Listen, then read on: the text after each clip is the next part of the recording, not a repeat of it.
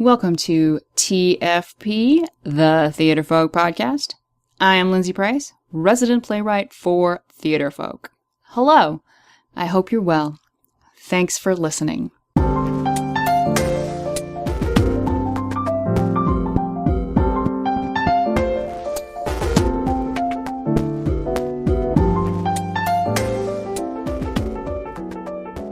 The weather here is gorgeous today. Blue sky, bright sun, cool breeze.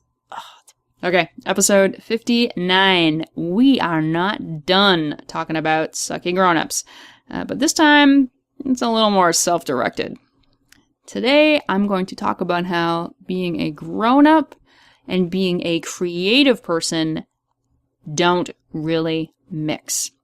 So the state of being a grown-up is the worst possible state to be in when you're trying to create, let alone try to make a living as a creative artist. There's a reason that for some grown-ups, creativity is something that fades away because some grown-ups forget what it's like to be a kid. This is not about being childish, immature, I don't have to pay my bills, to hell with taxes. Rah! This is about thinking like a kid, being in kid world, the imagination of a kid logic. When we're young, we don't consciously think about trying to create. There's so much, I'm going to say it, griping as we age from some folks. I'm not creative. I don't know how to do it. I can't write. I can't paint. You need this to be creative. You need that to be creative. When we're kids, we don't think about creating or being creative at all. That word doesn't exist. We just do it. We fly airplanes onto couch cushions. We make volcanoes that erupt flowers. We are Little Bo Peep, looking for our sheep. We're raising our feet over railroad tracks because if you don't, something horrible will happen. Not one of these actions is creative. They just are. They are part of kid world, and that world is 100% logical. More so than our world could ever be. In fact, if you ask a kid for an explanation for an action, you're dancing around a lot. Do you have to pee? You won't get the logic you expect. You expect the kid to say, oh, you're so right. I have to pee. But that's not going to happen. You're going to get kid logic. I do not have to pee. This is not my pee-pee dance. I'm showing you my new poo-poo dance. But I don't have to poo. There's no wavering. There's no sly wink to the side because they know they're having you on. There was no distinction that said kid is using their imagination in a wild manner, even though that's exactly what they're doing. Kid world is not creative. It is pure logic. And kid logic is never wrong. That's a really sad thing when kid logic disappears. It happens all the time. One too many times we're chastised for that wild thinking. Oh, that isn't right. Oh, that isn't the way things are done. Oh, that's not real. You can have an imaginary friend. What are you talking about? There's no such thing as a pee dance. There's no such thing as raising your legs over the railroad tracks or something horrible will happen. These things, they don't fit in grown-up world. They don't fit with grown-up logic. And another thing that happens is when kids see there is a grown-up world. When a kid realizes that there's two worlds, that's the beginning. When they start to listen when they get told over and over again, don't think that way. And when they can make the distinction, I think this way, grown-ups think that way. Oh, this is the world everybody else lives in. Oh, I should behave that way. It is in that moment that the magic is gone. Kid logic world, gone. Grown-up logic, that's all there is. Did you know that kids are born with a natural ability to sing? Just to sing and to never hurt their voice. I mean, have you listened to a baby scream? Like, they can do it forever. And that's because they can do it naturally without hurting their voice.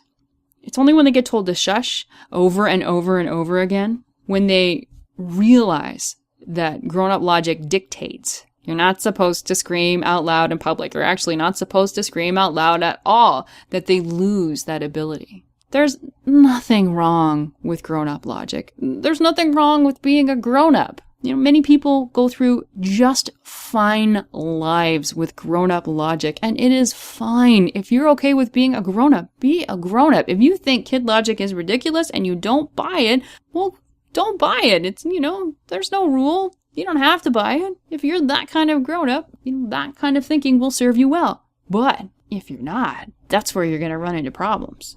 If you are a creative type, if you want to make a living as such, where being creative is, doing something different, which really that's all creativity is anyway, doing something different, that means you're going to have to go against the grain of grown-up logic. Well, how do we do that? It's not actually that hard. First of all, you can't try to be creative. Kids never try. Their logic dictates that they just are naturally. Okay, so it makes sense if we want to really be creative, we should think like a kid. Where the wild twists and turns of imagination are common sense. Where grown-up logic doesn't exist. If you force it, if you try to be creative, you're done before you've started. There is no try. There is only do. Okay, next question. How do we think like a kid naturally? First, make it a habit to write down the ridiculous as truth. You want to stoke your creative fire? Get in the habit of making the ridiculous logical. Write a scene like the White Queen from Through the Looking Glass, where 6 impossible things happen before breakfast. Right? There's your whole scenario. You've got a location, the kitchen. You've got your characters. Who's going to be in the kitchen? Is it a family? Is it a husband and wife? Is it a roommate situation? And before the food of breakfast, someone's cooking breakfast. And before the food is finished, boom, say some possible things have to happen. And most importantly, no one can treat them as impossible. No one can think that they're illogical. Give that wink to the audience. So it's like, oh, I know something wacky is happening. And, that's really important that you, the writer, don't do that. No winking to the audience. It's kid logic. What else can we do? Well, obviously, observe kids. Watch kid logic in action. It helps if you have access to kids so that you're not that creepy adult on their own in the park, taking notes. Oh, I just got a visual. Ugh. But it's easy to forget when you're only hanging around adults just how wonderfully wild kid brains are. They never suffer from thinking their thoughts are foolish or out of place, no matter how ridiculous, until we tell them so. I am so incredibly lucky that I get to hang around a kid, whenever I want. I have a niece who is almost 4, and I have to say that she's a little whack job. Her brain is off the charts with kid logic. Oh, and the confidence. She says everything with such confidence. It is true. It is fact. And she says things that in our world, they've got no place. They make no sense, but she will fight you to the death over her truth and her fact. Okay. Maybe that's a little dramatic, but she has looked me in the eye, and under no circumstances is she wavering from her point of view. She is right, and there is nothing else to say. And you have to be around that world to make it feel natural for you. Another thing that my niece does is that she has an answer for everything in her world. That's something that's very important to know about kid logic. You're right, and there's an answer for everything. My niece has 3 imaginary sisters, Amber, Hildegard, and Chloe. Amber is the oldest, and Craig and I sat one day and quizzed her, question after question, about these 3 sisters. And she had an answer. What color their hair was, what pets they had, where are they? Well, Amber's in the kitchen. Chloe and Hildegard are sick at home. So if you want to be naturally creative, not try to be creative, you have to follow the rules of those who are naturally creative. You want to think like a kid, write like a kid. You're going to write with kid logic. You have to A, be the one who is right in your world. You have to be right and never wrong. And B, you have to have an answer for everything. I think that's why I love science fiction worlds, because they follow those 2 rules. Everything is right in the world, and there's an answer for everything that happens in that world. How cars drive on the road, how relationships happen, what people wear, when illnesses happen, everything. Okay, so let's do an exercise that does just this. All right, let's try it out, see how it works on the podcast style. So I started a playwriting exercise over on our blog last week that takes a look at words that mean a mouthful and uses them as inspiration. And then adding on, the words come from different languages. So when you look at them, you can't tell by looking at them what they mean. Exactly. Okay, so I'm going to give you a word from another language. And your first step is to hear the word, however you hear it, write down how you think it's spelled. Don't worry if it's right or wrong. Don't be logical. Look at what you've written out and think about what that word means. Come up with your own definition. Think about what it looks like and what a word that looks like that mean. And don't critique yourself. The best thing would be for you to look at the word and then automatic write on it for 2 minutes. So no self-judgment, no self-censoring. Take 2 minutes and just write everything that you can think of about this word. Put it on the page. Don't worry about right or wrong. Just write. Okay, so here's the word. When you hear it, write it down and then pause this so you can automatic write on the word. Here we go. Kyokumama.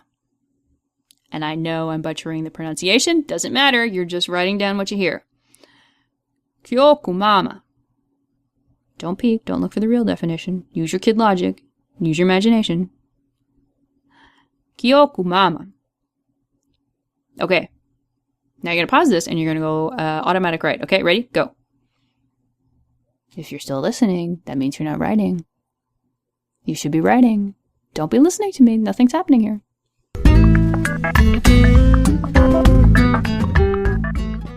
Okay, did you do it? I'm trusting you. Okay, on to part 2.